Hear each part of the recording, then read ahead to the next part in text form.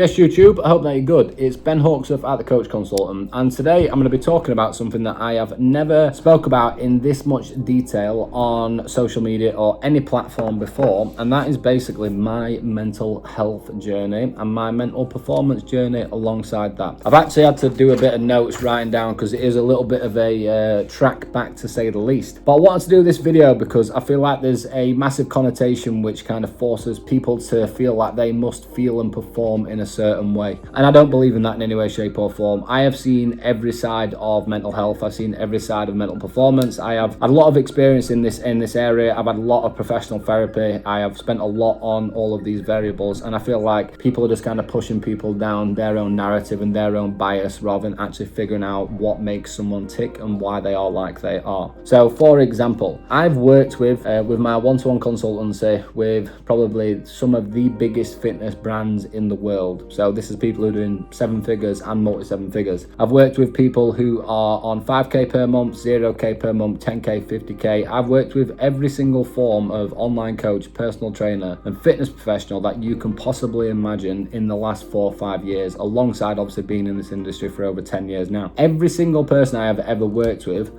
has had some form of mental health area that they need to have support on, or a mental performance area that they need to have support on. Like, it is absolutely massively important, and I feel like for me to put this message across properly, it's best if I do it really authentic, I do it really transparent, and I tell you and talk about the full picture of basically what I've been through, which has got me from where I was to where I am now, and what I still face now, and what type of struggles that I kind of go through. So in essence, we're all unique. You've got ADHD, you've got ASD, you've got normals, you've got PTSD, you've got depression, you've got anxiety, you've got overwhelm, you've got the fear of missing out, you've got the cost of no action. There's so many different psychological traits and barriers that basically stop people to achieve success. And an area that I really don't like is where people come in and try to put a label on it, or try to put a label on something too quickly, or even I've seen mentors on social media make judgment or passing comments based on people who have ADHD, and I find that absolutely fucking infuriating when I see that, because people feel and look at ADHD like you are just getting distracted, for example, and it is not that in any way, shape or form. There are so many different strands associated with it, and the same as when someone goes through trauma, they will have a bout and a brief experience of depression. That does not mean that that person is depressed. They are just going through depression at that point. So it's really kind of a bit of a complicated one, and I feel like people need to have a lot more awareness and understand it for people around them, but also a massive element of understanding and awareness for themselves. And a big part of it really comes down to really discovering and deep diving into it. The same time that you work on your body, I always say to people, is like, so for example, if you looked at the last year, right, how many hours have you spent in the gym? How many hours have you spent sleeping? How many hours have you spent focusing on meal prep and dieting? How many hours have you spent socializing? Which, and all these variables are needed to obviously make us feel better. But I always say to someone, how many hours have you actually spent focusing on improving your mental health? How many hours have you spent understanding your mental health? How many hours have you spent actually focusing and looking at mental performance? The foundational structure for absolutely every single thing that you will do from this point.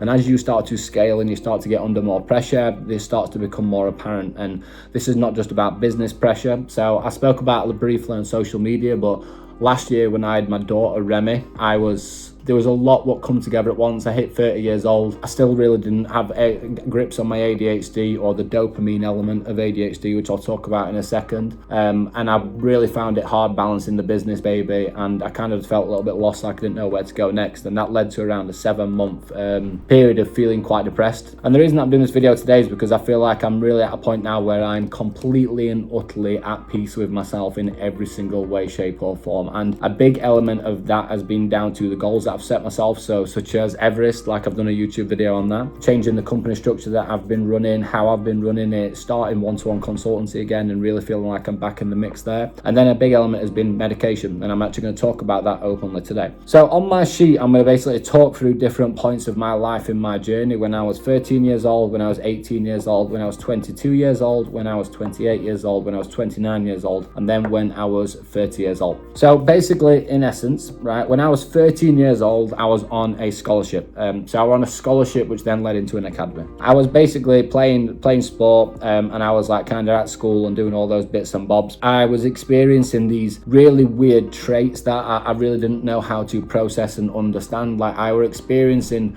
ridiculously level high anxiety levels and ridiculously low levels of energy for someone at that age when you should be bouncing around. So I was in this battle and I didn't speak about it for a very, very, very long time.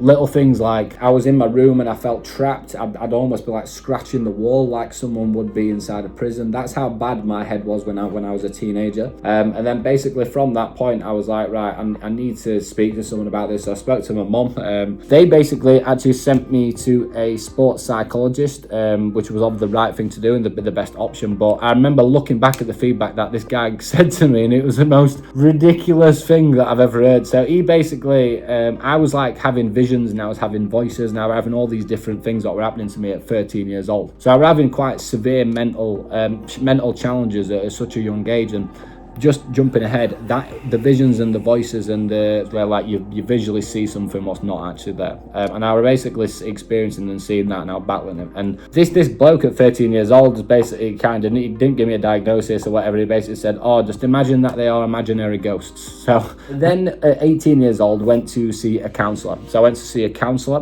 who basically in essence was great because I offloaded a lot of kind of like trauma and previous experience and like things that were kind of stuck in my head and a bit of baggage. But it was also very negative at the same time because with a counsellor I wasn't talking about how to get better, I was just talking about him. And that basically led to this woman who basically said that I had depression.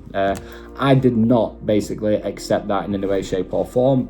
Just full transparency, my anti-hunger self, I was 15. So this was in the middle of all this as well. So I was like, I'm not having that, like I'm not depressed. That's not happening to me, kind of thing. So basically, in essence, at 18 years old, I was basically in this position where I still had anxiety. I wasn't really like having the visions and the voices anymore because I'd made myself so busy with work and with uni and different areas. So I had like jobs at uni, I had my uni course, I had training for rugby, I had all that. So I weren't really in a case of having like visions, but I was still quite depressed. But in essence, I kind of then left so that's 4 years. So from 18 years old to 22, I was like thinking, do I have depression? Is this why I'm like I am? Like, why do I feel this way? What's going on? Like, it's never stopped me from doing anything because it was actually the fuel what forced me to push on and become more. At then 22 years old, I went to see a professional therapist, which was very, very, very good because it allowed me to speak about how I felt, but most importantly, how I can actually overcome it from that point. That actually led to it has been a diagnosis of anxiety, which is great because it definitely is part of it, but it definitely wasn't the final answer. From 22 years old, that helped me for a little bit, but then I basically went into a bit of fight or flight response for 6 years. From 22 years old to 28, all I did was basically work and I partied and I just never stopped working and I went out every single weekend, not until I probably stopped at around 25. So 22 to 25, 3 years I just went in hard, completely burnt myself out to try and escape how I felt mentally within my head. At 28 years old, I then went to see a mental performance therapist. So that was great. So that was with Total Mental Performance and Kieran O'Neill, who was an absolute pioneer in me basically discovering myself properly. And that was finally coming to the point of having a ADHD and behavioral ASD diagnosis at 29 years old. So obviously, as you can imagine, and this is just rough on my sheet there, if you can imagine the 13-year period of not knowing what is happening and why I feel like this, to then get that diagnosis at 29 was like, it was absolutely monumental, and it was like one of the best experiences I've ever had because I was like, oh my god, I finally know. Doing this video, I have spoke to over 20 top level fitness professionals who think they've got ADHD or they've recently just been diagnosed with ADHD, for example. And the first thing that I said to him is I said, good, you've got an answer, but you don't have the solution. That's what I did wrong. I thought that I've got this answer, I don't need to get a solution. And basically, in essence, with ADHD, they put you on like a stimulation-based medication. I basically said to the company, I paid thousands of pounds for this, but again, people just push what's their narrative. So I basically turned around and said, the last thing that you ever want to put someone like me on is a stimulant. I am already hyperstimulated. I don't have distractive ADHD. I can't switch off ADHD. That type of thing. So I basically got put onto something called Elvans. I know over 10 people who take Elvans now and said that it's been absolutely and utterly, completely life-changing for them in every way, shape or form. That, for me personally, based on my personal characteristic traits, and I don't want you to ever look at this and think that you need to go and take this or take that, because it's not like that in any way, shape or form. Elvans just didn't work for me. So I basically stopped that. So I feel like, right, sweet, I still don't have a solution. And that was another area that made me come down quite a lot, because I knew that I needed medical support because I'd done all the mental performance. You've got to take into account, guys, like the reason that I'm doing this video is the fact that I am now 30 years old. I used to live in a council estate, right? I have had no financial like reimbursements or like fucking cash injections or what's it called, where you got trust funds or anything like that from my family.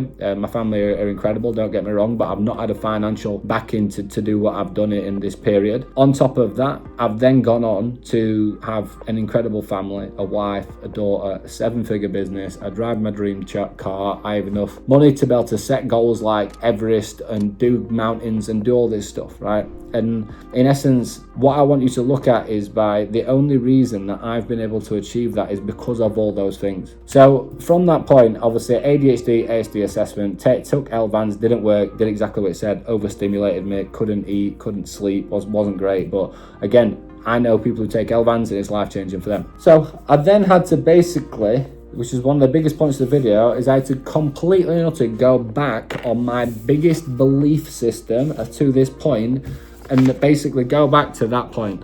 I don't know if you can read that. Am I depressed?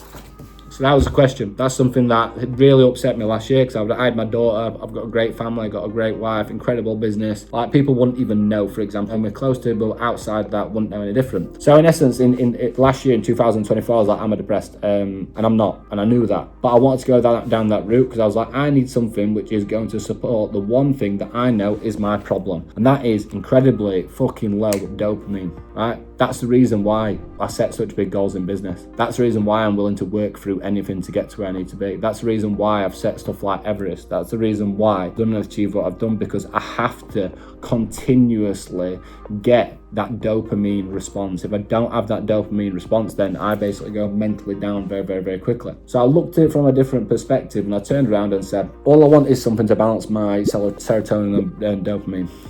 So I went to the doctors. So bearing in mind at this point, I've paid thousands of pounds for so much different stuff, and that is the reason why it's got me to this point of having everything that I have. But I went to the doctors and I just said, I just want you to give me whatever your primary standard antidepressant is. I want to trial it on a low level and see how it goes on. So I basically went on to something called mirtazapine, which is a very, very popular antidepressant. I'm obviously not depressed, and this is why I'm trying to over-explain this in the video. Full of life and bubbly. If I walk into a room, the room lights up. I make jokes. I make people laugh. I lead. I manage my team. Do you know what I mean? I am that person. So I'm not like a normal depressive state, or I don't have like dark, deep thoughts unless I've got low dopamine levels. So the mirtazapine for me has been absolutely, completely and utterly life-changing. And if it wasn't for that, I don't think I'd be talking about it on this video. But what I'm trying to get at here, and this is 15 minutes in now, your mental health and your mental performance is not a one-dimensional process. It is not what I tell you it to be. It's not what your mentor tells you it to be. It's not what social media says it to be.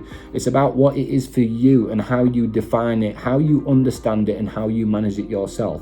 So whatever it is that you have, you feel like you have, you might not have, it's your responsibility to go out of your way to find out about that area. Because if you do not find out about that area and do your homework, do your research and do your practice, you will let your family down, you will let yourself down, you will let your friends down, you will let everything around you down by not focusing on yourself. So if you feel like you may have ADHD, take the test, right? If you feel like you are depressed, you need to speak to someone. If you really struggle with getting over trauma and you feel like you may have some form of PTSD with it, go and speak to someone about it, right?